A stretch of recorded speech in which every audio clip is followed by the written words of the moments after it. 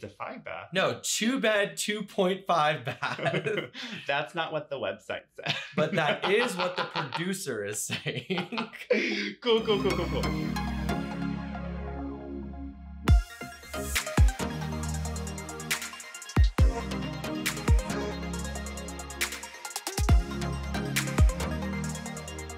Hi, and welcome to Real Talk with Triplemint. I am Austin Christopher Bradley. This is Ashley Robertson.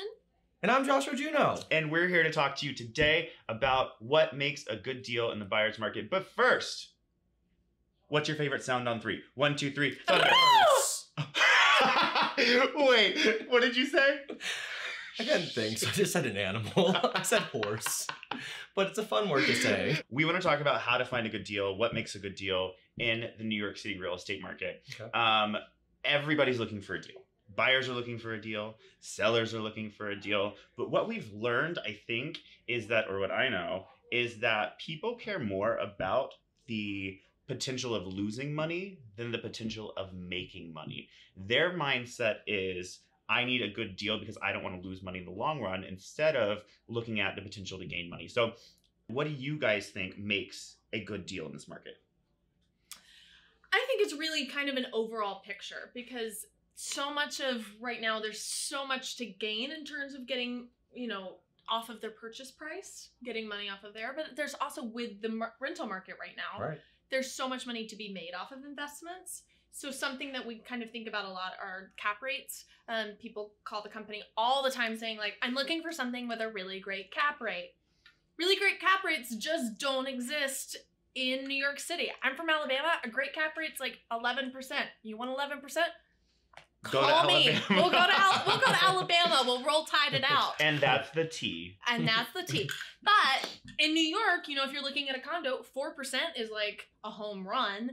And in like more of the multifamily world in Brooklyn, you're looking more like, if you can get a 6%, that's huge. Right. And it's usually more in like the up and coming neighborhoods.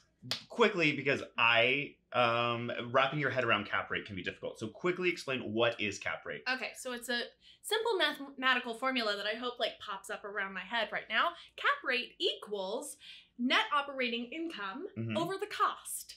So you want to get the cost down on the apartment, right? And then it's also the money that's coming in from renters. So let's say if you're in a condo that you can rent out for $9,000 a month, but all of the operating expenses, the taxes and the common charges, if they are $4,500 a month, then you also want to keep all of that in mind. That is what makes up your cap rate. So then what is important? If cap rate is less important in this market, what can buyers look at as far as money and numbers are involved to know if it's a good deal or not? So you want to take into account basically the cap rate that you can have. So that is true. You want to see the money that you can generate each month, but it's also about the appreciation overall. What are you buying it for? Then what can you sell it for? If the home needs work, coming as a licensed contractor here, if there are upgrades you can make to the home to be able to look at comps today to say, if I do a $50,000 renovation, a very like modest renovation, but then if I'm able to sell it for $100,000 more, then great. But you also want to be careful there. That can be a very slippery slope. If you do all like imported marble and you're saying now this home is worth $2 million when I bought it for $500,000, that's not real. No, that's not real. So you want to look at comps of what sold today with like a nice renovation, nothing crazy. And then you can kind of get a sense of, great, then this is essentially where I can go from here. This is a down market. You can also look at 2017 comps. Where did the sell in a higher market? Because that's really where you can anticipate it going. Because we won't always be in a buyer's market. Exactly. This is the first one in a decade. So that's a really good point. Josh, let's talk about rentals a little bit. When you're talking about what makes a good deal when you're buying, what does that have to do with the rental market? You want to take into consideration the fact that rentals has always been a passive way for investors to make money if you buy into a condo. So what I bought, like we were just talking, what I bought, how much can I make while somebody's in there? To buy in New York City, it's always a great way, whether you're buying in a co-op market or a condo market, it's always a great thing to do because we are, comparatively to the rest of the United States market, we're always up even when everyone's down. So it's a solid savings. You hold for 5 years, you hold for 10 years. You could always hold until you have to sell. And when you sell, you will generally make money. The biggest thing whenever you're looking at rentals versus buying is we have a very rough formula here. Everywhere else in the United States has a 1% of the sale price is what you could rent at. It's the 1% rule. You buy at $900,000, you should be renting at $9,000. We don't really have that because we have a very different market. A more conservative way to look at buying and renting is for every $3,000 you spend in a rental, you could be buying at $500,000. So it's a 3 to 5 ratio. Is it the best way to look at things? No, because there's also the emotion that becomes behind when I purchased this property and the renovations that I did. So many factors. I want to get more money because I put in mother of pearl in the bathroom.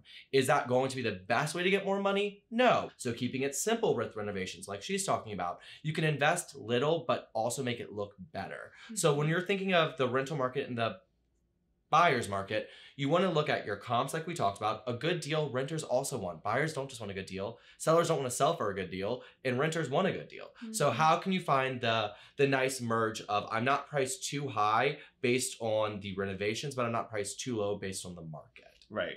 And I think that with that said, you're looking at rental comps. But what you also need to look at when you're buying is the sale comps, right? What else is available in the area? What is sold recently in the building? What is sold recently in the area? To understand, like, what is this worth, right?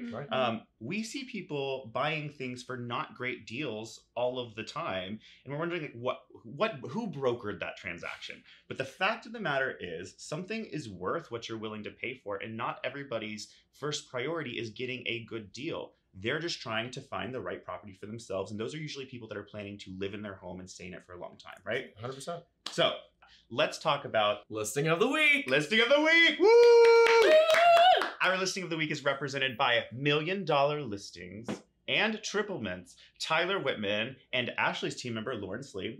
It is a 2-bed, 2.5-bath in Chelsea at 125 West 22nd Street, number 2B. It's a condo. It's $2,150,000. And I love about this listing how clean it is, how modern it is, how bright and spacious it is. Have I left anything else for you guys to love? It's also a great neighborhood. It's for sure. It really, like, the idyllic part of Chelsea.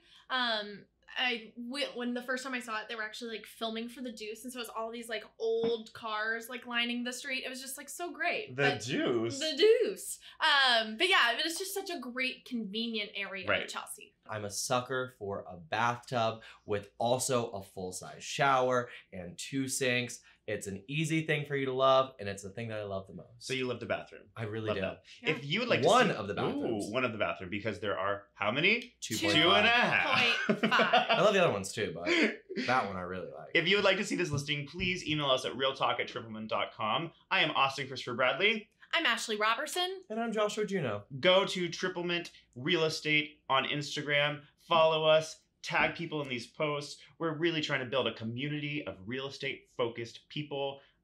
Goodbye. Goodbye.